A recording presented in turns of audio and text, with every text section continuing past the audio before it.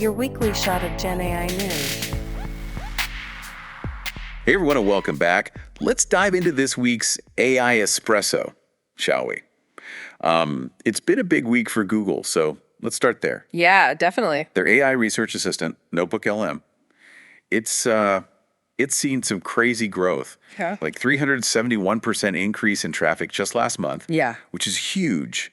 Over 80,000 organizations using it now, and they even kicked off this business pilot program. That's right. Yeah. People are really, really into this thing. So clearly it's doing something right. Well, I think, it speaks to this larger need that's out there. We're just drowning in information, right? And I think people in every field, every industry, they're realizing that they need some help, summarizing, synthesizing, finding the key insights. Absolutely, just to kind of cut through the noise. Exactly. Speaking of which, NotebookLM has this cool new feature, customized audio summaries. I saw that. Yeah. So instead of just getting like a general overview, you can actually tell the AI to zero in on certain aspects of your documents. Which is amazing. Right. Imagine the possibilities. Oh, it's huge. For researchers, for students, think about being able to instantly pull out the findings that are relevant to your specific study, or getting like a targeted summary of a textbook tailored to your essay topic. And not just students, anyone who has to read through tons of reports or research for work, right? Absolutely. This could be a huge time saver. Totally, yeah. So we've gone from these powerful research assistants to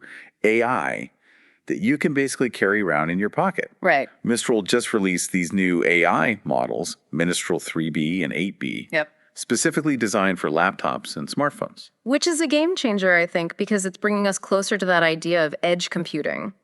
God, tell me more about that. Well, it's not just about the processing power being on your device, but also about the privacy and accessibility that come with it, right? Makes sense. Because if you think about it, I mean, a lot of people are still using these AI tools, like language translation or personal assistants. They need that constant internet connection. Right.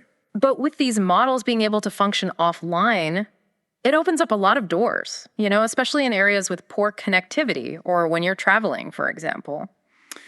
So you could say, travel to a different country, maybe don't speak the language so well. Exactly. But you have your phone and you have that translation happening in real time. Right there on your device. Without needing to rely on spotty Wi-Fi. Exactly. And that's just one example. Think about the possibilities for healthcare in remote areas or education in developing countries. Yeah, that's a really good point.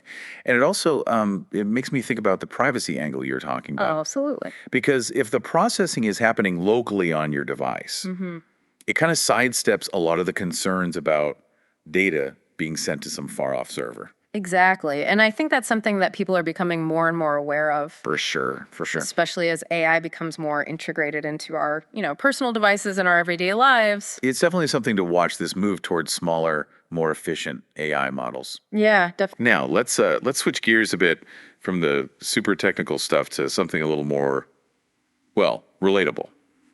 Online shopping. Sure. Google has been busy integrating AI into its shopping platform. And it's all about personalization, right? Yeah, absolutely. They've got this massive database of product listings. I think it's like 45 billion. Wow, that's a lot of products. It's a lot, and they're using AI to really tailor the shopping experience. So imagine this.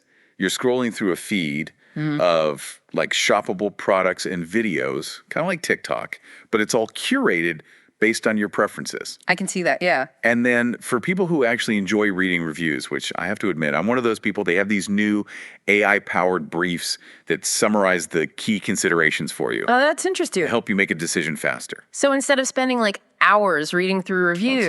Exactly. You can get the AI to give you the gist. The good, the bad, the ugly, all in one place. Exactly. And I think that's what it all comes down to, right? AI is being used to cut through the clutter, make things more efficient, and ultimately give us a more personalized experience. Whether it's helping us find the perfect product or summarizing a research paper, it's all about, like you said, making things more tailored to our individual needs. Exactly. And I think that's where the real potential of AI lies. It's pretty wild, right?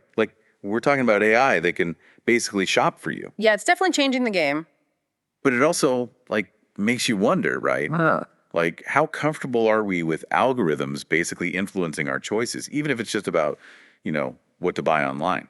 That's the big question, isn't it? I mean, there's a fine line between personalization and manipulation. Totally. And It's something to think about as we keep going deeper into this world of AI-driven everything. Definitely. Okay, so from the virtual shopping cart, let's jump to something a little more, I don't know, creative.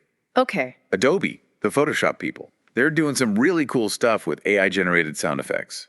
Oh, yeah. Project Supersonic. I've been hearing about that. It's kind of a game changer for like filmmakers, YouTubers, anyone who creates video content, really. Especially those who are just starting out, right? Exactly. Because not everyone has access to those fancy sound libraries or the budget to hire a professional sound designer. Totally. So imagine this.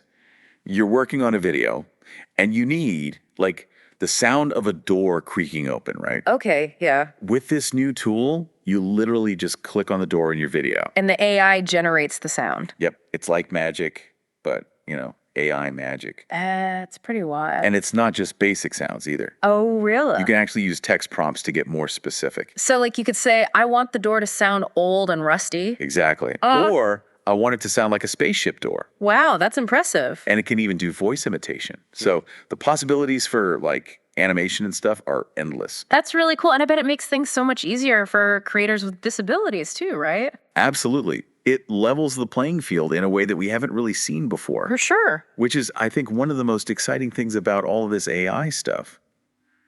It has the potential to be so democratizing. I completely agree. Speaking of which, I think it's time we talked about the elephant in the room. X, formerly known as Twitter. Oh boy, yeah. Their new privacy policy is causing quite a stir. It's definitely sparked a lot of debate. Basically, they're now allowing third-party collaborators to train AI models on user data. Which has a lot of people concerned about privacy, and rightfully so. Right, because it's one thing to use that data to, like, improve your own platform's algorithms, but giving access to outside companies, that's a whole other ball game. Absolutely, and I think it's important to understand the context here. Yeah, for sure. Data licensing is becoming increasingly common in the tech world. These companies, like X, they sit on mountains of user data, and they're always looking for ways to, leverage that data. It's valuable, right? Exactly. It's like a gold mine. So granting third-party access for AI training is one way they're doing that. Okay, that makes sense. But what I don't get is, like, why not just be upfront about it? You mean with the users? Yeah, instead of just kind of, like, slipping it into the privacy policy. Well, that's the million-dollar question, isn't it? I guess so. But it's not like they're trying to hide it completely. No, not really. I mean, they have added that liquidated damages clause to the terms of service. The one where they basically fine you $15,000 for every million posts you scrape? Yeah, that one. It's like, we're going to use your data, but don't you dare try to take it from us. It's a bit ironic, isn't it?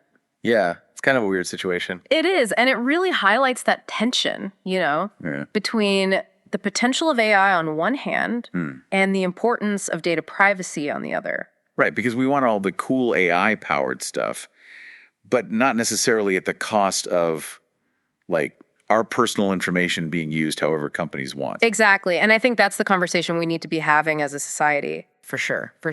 Like, how do we balance these advancements with, ethical considerations and user rights? Yeah, it's not an easy question to answer. Not at all. Well, AI Espresso has definitely given us a lot to chew on this week, hasn't it? It has, from those superpowered research assistants to AI that can create sound effects, and of course, the whole data privacy debate.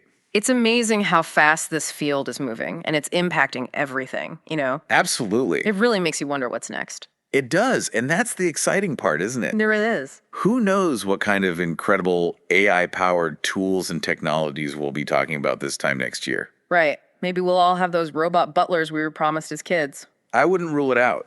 That's right. Anything is possible in the world of AI. Exactly. Well, on that note, I think we'll wrap things up here. But before we go, I want to leave you with this. As AI becomes more and more a part of our lives, what will it mean to be human in this AI-driven world? Something to think about, right? Definitely something to ponder. Thanks for joining us for another deep dive into the world of AI. We'll catch you next time. Espresso. AI. Espresso. AI. Espresso. Your weekly shot of Gen AI news.